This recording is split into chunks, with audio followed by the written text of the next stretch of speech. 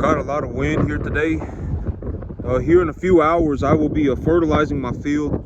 When it's real windy, it's not a good, it's not an ideal situation for throwing fertilizer, because the fertilizer will get carried everywhere and it'll go all over the place. The wind will physically pick the fertilizer. It will push the fertilizer particles around while I'm throwing it over the field. But tomorrow the rain chances have gone up to about 80%, and so today I figured I would go through my fertilizer plan with y'all today, just so that y'all get an idea of what I do.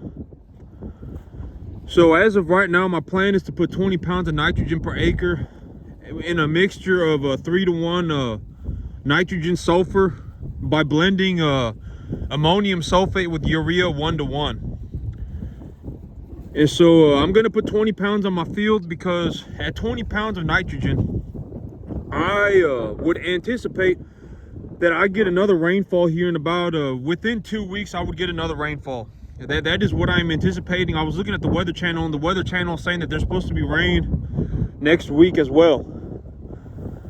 And so here within the next 2 weeks, I would anticipate that I get some more rain.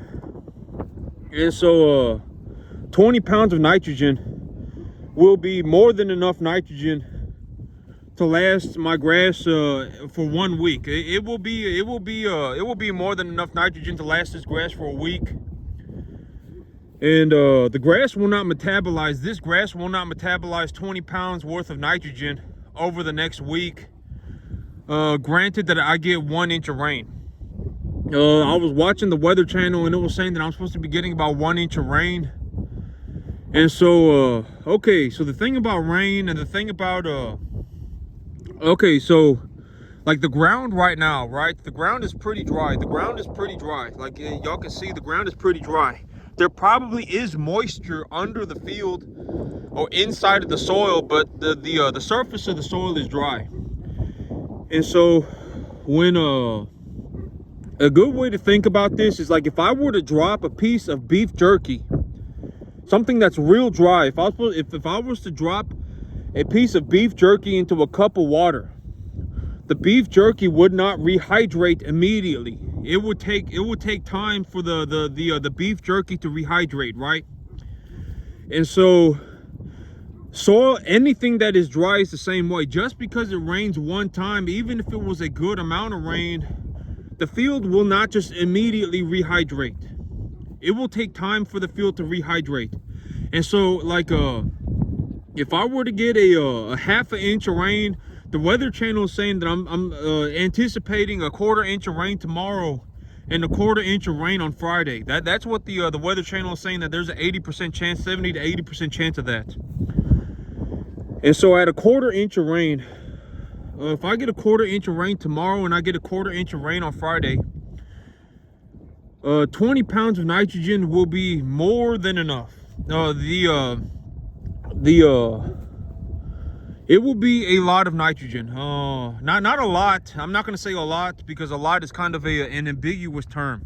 But it will be enough nitrogen on this field to keep the plant at some sort of level of saturation, to where I am able to collect accurate data. I can actually watch the plants to see, I can actually watch the grass to see if it develops a more severe phosphorus or potassium deficiency or anything like that. Or I can just observe the grass at 20 pounds of nitrogen per acre, and 10 pounds, 7 pounds of sulfur per acre. There will be enough sulfur and nitrogen on the field for at least the next week or two to keep the grass growing in a nitrogen sulfur saturated environment. So nitrogen and sulfur will not be the limiting resource, because a good way to think about this is, and this is not something that I've come up with, this is something that I've read, and this is what makes the most sense to me. But the limiting resource is like they call it the limiting resource, but they say well, I mean, it's like what I've been saying. And like, if I have a sulfur deficiency on my field but I apply nitrogen, my plants will not grow anymore. just because the sulfur deficiency will become worse. The sulfur deficiency has not been corrected. So fertilizer, you got to be very, very, very knowledgeable with fertilizer. Fertilizer takes a long time to learn how to utilize properly, and people who utilize fertilizer properly get the most yield and have the best, highest quality soil. So fertilizer, like me, I always say my field, it's not like I obliterate my environment, right? It's not like I poison my environment and all of a sudden all this plant material just appears from the obliteration, right? That's not how the world works. If my soil is of high quality, if I improve the quality of my soil, the plants that I grow, the plants will grow better. Ultimately, that's just how the world works. If the environment is better, the plants will grow better. And so this week I was looking to plan to bring in more cattle, but if it rains on Friday and I'm looking to bring in cattle on Saturday, I won't be able to bring in cattle on Saturday just because if the ground is wet, I won't be able to pull my trailer back here because my truck will get stuck. And so I need to I'm gonna start bringing in more animals here as soon as possible. And also I was like, oh well, I mean, if it rains, I can't even go hunting, because the thing about like me, I'm not some wilderness survival expert, right? If I go out into the forest and it's 30 degrees and it's raining, I am going to be freaking miserable and I will feel like dying. It's not like oh man, I want to go when it's cold and it's dry. I don't want to be out in the forest. I'm not anywhere close to like a wilderness survival expert, right?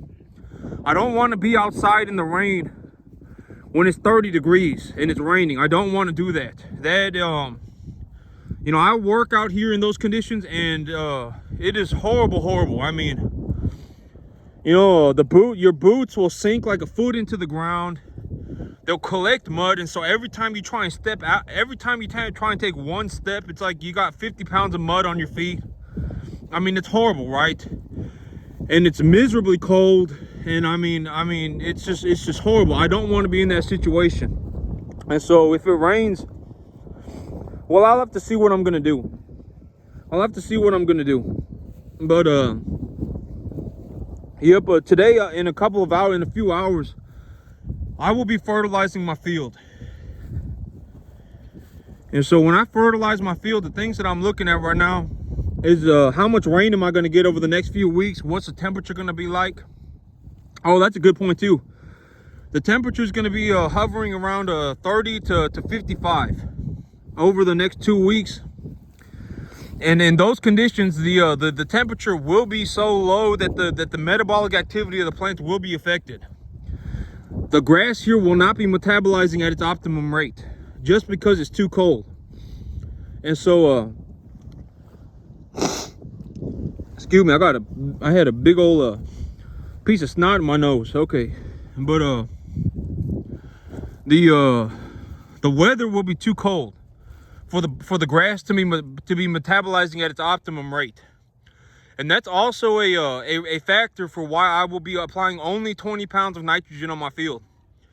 Because right now I'm looking to collect information, right? I'm looking to collect information while doing everything else, like improving the quality of my soil, etc., right? I'm looking to do a lot. I'm looking to do many different things at the same time.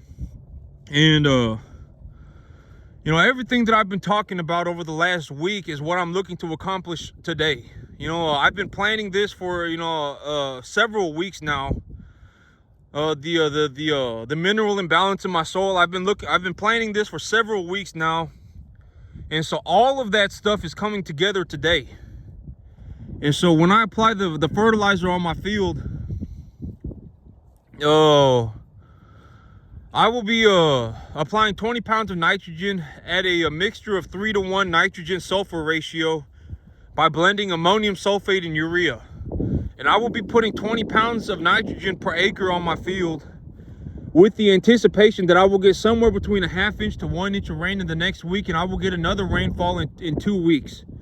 And within 2 weeks, the fertilizer that I apply on my field as of right now will the plants will have metabolized the fertilizer, and in 2 weeks I will be able to collect data on my field and see what I need to do at that point. And so oh yeah, okay, so ground, you know, when you drop something that's dry into a cup of water, like beef jerky, if I were to drop a piece of beef jerky into a cup of water, it would take a good bit of time for that beef jerky to rehydrate.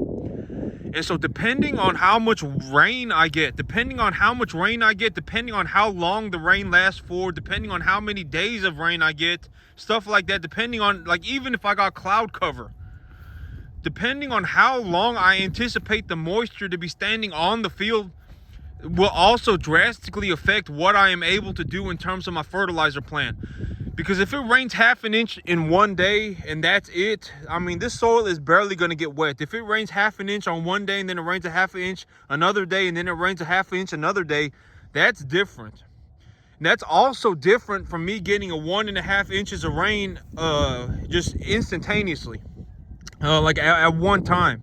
And so depending also, you know, I'm not able to give anybody an exact answer. I'm not able to give anybody an exact answer because it really depends, right? I don't know what's going on with anybody's field. The only way for me to know what's going on with somebody's field is for me to be there and observe it for myself.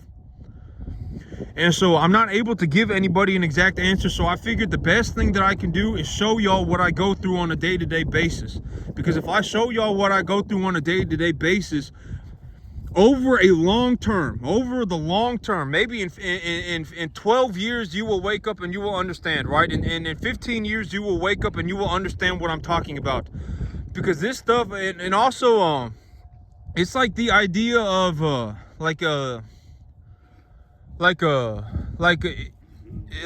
you want to be a chef, right? If you want to be a chef, it's a good idea to eat good food. You want to eat good food. You want to eat the top quality food, right? If you want to be a chef, you should eat the highest quality food, right? You should.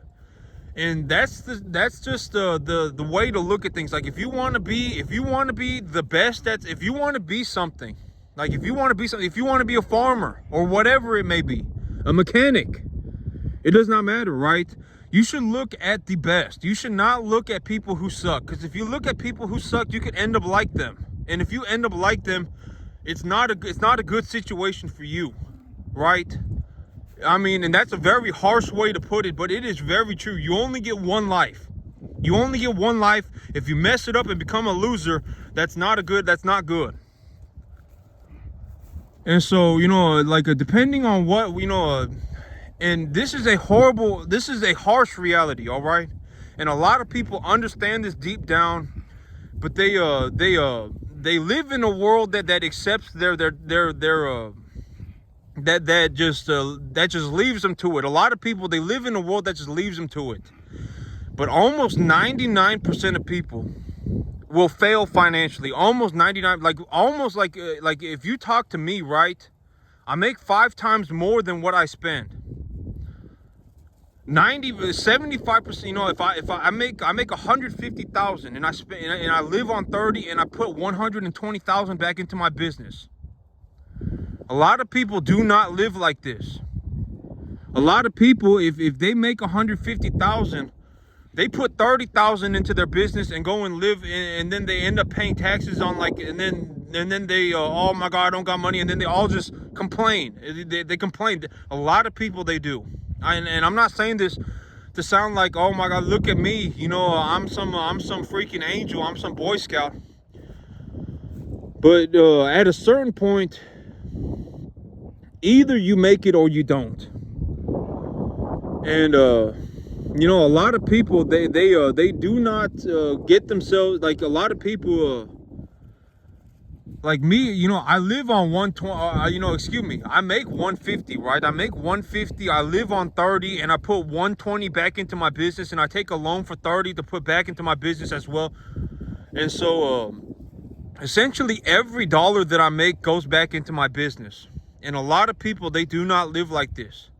They do not live like this. You know, I mean, but a lot of people, they fail financially. They get very upset because they have a horrible time with money. They don't do very well for themselves financially, and then they pick up a whole bunch of bad habits. They start crab potting. They start they start being resentful. They start being judgmental and stuff like that. I mean, this is just realistically, it honestly is. I can drive, like me, I'm not like, people are smart, right? People are smart. Like, I can drive around and take a look at somebody, see what they're doing, and notice almost immediately, like within 30 seconds, what is going on with this person, right? I mean, when people see this, right? When people see this, they understand, like, this is pretty phenomenal. They don't even have to know anything about me or farming or anything else, right? They don't. At the end of the day, they don't. They can just look at this and go, whoa, like, this is actually one of the best, objectively, one of the best grass fields that I've ever seen in my life, legitimately. And but stuff like this, other people are capable of doing this. So I have seen over the last 35 years of my life, I actually have seen one person. I have seen one other person who was capable of doing this. I have seen him. I've seen him. He was kind of old though. He was like 55 years old. And he was doing this, and the impressive thing about this man was that he was doing this over probably 1,000 acres. He was raising a Hereford cattle. He had about 1,000 acres of hay, and he had a massive corn silage pile, and he had like a 50-year-old John Deere tractor. And so I have seen one other person over about the last 35 years of my life where I'm like, like if I was genuinely put on a field with this man and we were to have an objective competition, see who can farm the best. And farming is not just growing crops, right? It's also investment in equipment, investment in your land, investment in, it's a many sort of things. It's not just growing crops. It's not just raising cattle. There's a business aspect to it. There's an investment aspect to it. There's a lot of things that go on into it. And there was one other person. There was genuinely one other person. When I looked at him, I was like, I don't know, like if I had to compete against this man, like, I don't know, like, who would win. I don't know. And that's kind of an uneasy feeling, right? Because at the end of the day, almost nobody gets a chance to make it. Almost nobody. And, but I mean, when I look at him and I look at me, the thing about me is that, I am very, very, very, well, like a lot of people, if they can't start a 10-acre farm and live their lives in a way that they make $150,000 a year. Most people can't. That's the true benefit for me. Like my number one advantage is that I'm able to take something very small and make a lot of money on it. That's my number one advantage. Like, I'm able to just take $500 a month and turn it into $6,000-$7,000. That's my number one advantage. I may not know how to farm 1,000 acres. I may not know how to run irrigation equipment. I may not know how to, make a pile of corn silage, but I do know how to grow grass. And I know how to grow grass just in the environment that I am given. I don't need irrigation equipment.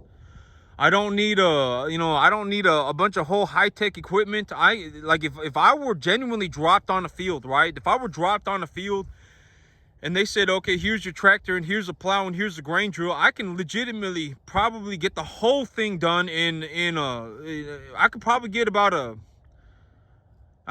the whole thing done, depending on how much land. Like, if it was 100 acres, right? I could probably have the whole 100 acres planted and growing within 2 days. Probably could. I probably would. Maybe even if someone held a gun to my head and they said, I'm gonna blow your freaking brains out if you don't plant this field, I could probably do it in 1 day. Realistically, I probably could, right? I wouldn't sit there and go, oh my God, what am I gonna do? I wouldn't sit there like that. I would actually get it done. And so, that's the big advantage for me. I always say, play to your advantages, right? Don't look at other people and try and play to their advantages, because you likely have different advantages. Everybody has a different advantage. And but financially, I'm not, a lot of people, and I'm not saying this to be a dick, but a lot of people are smart. They're smart enough. And like me, when I drive around, it doesn't take a genius to look over at somebody and see what they got going on and just recognize that they're doing very well for themselves. It doesn't take a lot, right? It doesn't take a lot. Like, and it's the same for like even somebody who's not doing very well for themselves. You can take within 30 seconds of seeing somebody, as long as you have an idea of what is going on, it doesn't take very long. Maybe 30 seconds. Just look at him and objectively, what is going on with this person? Does this person look like they are making 5 times more money, 4 times more money than they're spending? Like, cause me, well, I mean, like me, when I look at me, right, I see my cattle as a store of wealth, because my cattle are an appreciating investment, right? Like, if I bring in a bull, if I bring in a 150-pound number 1 to 1.5 type medium large frame animal, right? I bring him in at 200 pounds. I pay the $3 a pound for him, so I pay $600. I pay $600 for that animal. I bring him home. I castrate him. I give him his vaccinations. He grows up to be a healthy 800-pound steer. That 800-pound steer, I go and I sell him for $2 a pound. So I make $1,600 on him. That means I make the $900 that I put into him back. I get that $900 back and then some. So I make money on top of my money.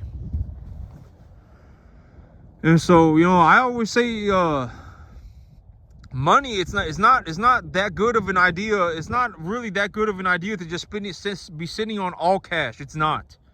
It's good to have appreciating investments. And a lot of people, the idea of appreciating investments. So when I look at business, one thing that I've come to realize is that everybody is practically doing the exact same thing. They are just doing it in different aspects of the market. And so what I mean by this, like in terms of my cattle, right? Appreciating assets. So like if I bring home an animal, if I bring home a bull and I castrate him and I put him on feed and I triple his weight, I will have appreciated my investment, right? And let's say now we talk about the commercial real estate market. Let's say I'm a commercial real estate investor. Commercial real estate investor, let's say they go out and they find some big building. They find a big building and it's got an empty space in it. Or they take a look at it and they say, oh, well, this right here, we can add on to this, or we can chop this one retail space in half and turn it into 2 retail spaces. Or we can add a little segment here and open up a new retail space. We can open up more cash flow opportunity. They're doing the exact same thing as me. Everybody does the exact same thing. Practically everybody. Doesn't matter what aspect of the market you're in. You could be in commercial real estate, stock investments. You could be in farming. You could be anything. Everybody does the exact same thing. Even residential real estate. A lot of people do this. They'll buy a fourplex. They'll clean it up. They'll fix it up or whatever.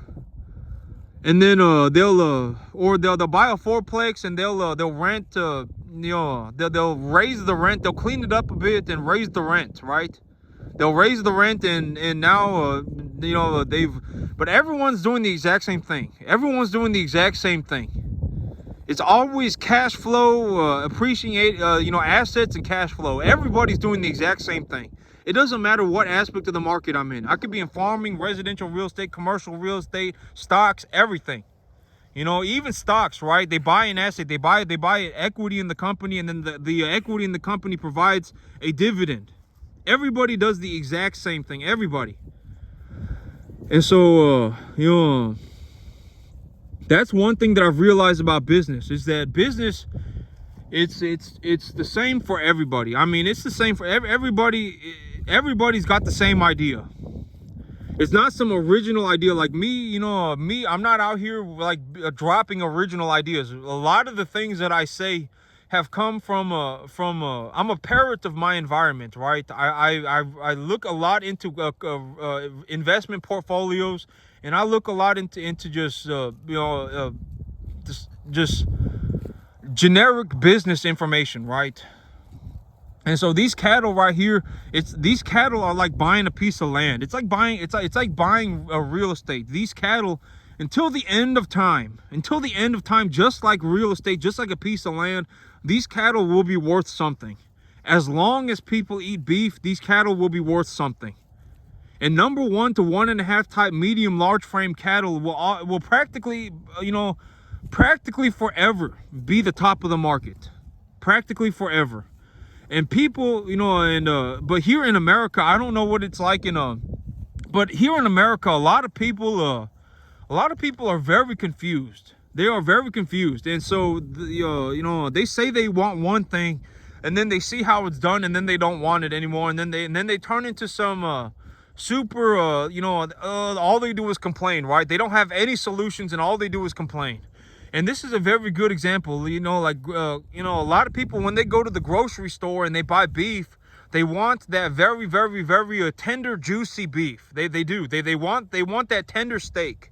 But when they realize that the cattle need to be fed grain, when they realize that the cattle are being fed practically just a whole bunch of grain to get them to the point where they have enough fat in their meat to make their meat tender, everyone almost, oh my God, I can't believe that this is happening. And then they're going to the grocery store and they're buying that beef.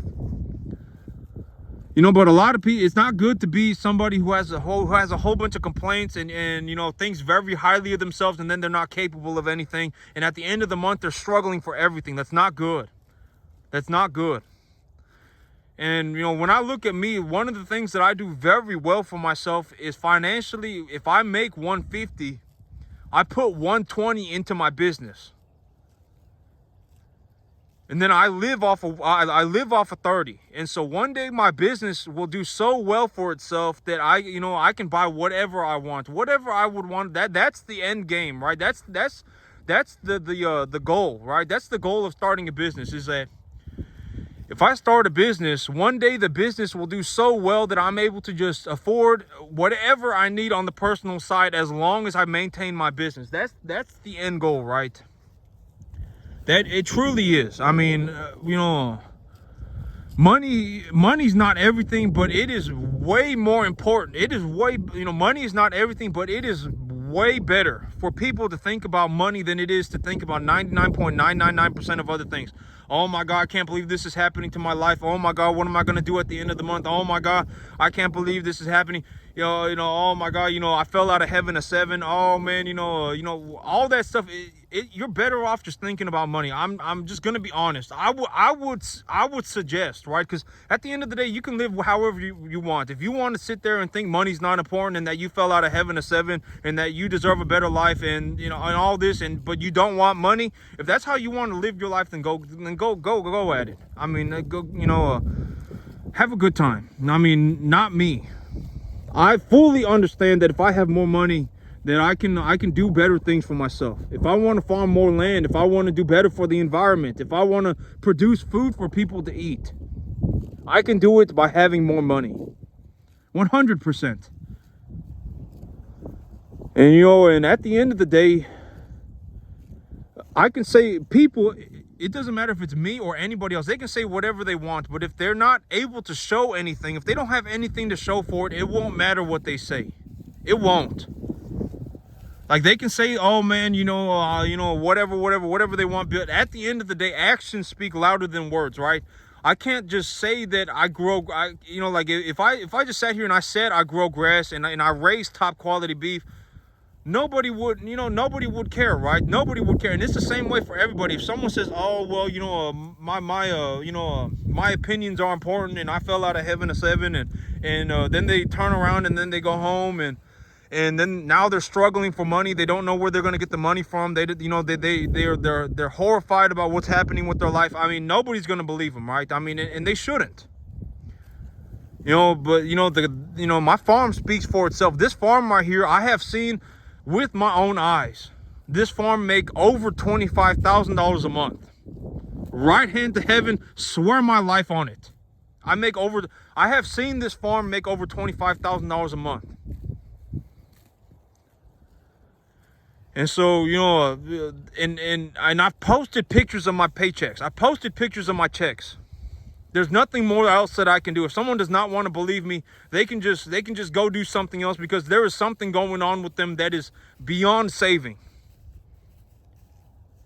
And so this 10-acre field, I have seen this 10-acre field make over $25,000 a month. I have seen it with my own eyes. And probably $25,000 a month for about 5 months out of the year. 5-6 months out of the year. Because for me to make $25,000 a month, it takes about 4 animals a week. For about 4 animals a week, number 1 to 1.5 type medium, large frame animals, steers.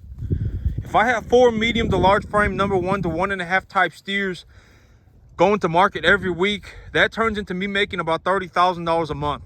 $25,000 to $30,000 a month. Granted that the cattle market has come down a little bit. The commodity markets in general have just been correcting a bit.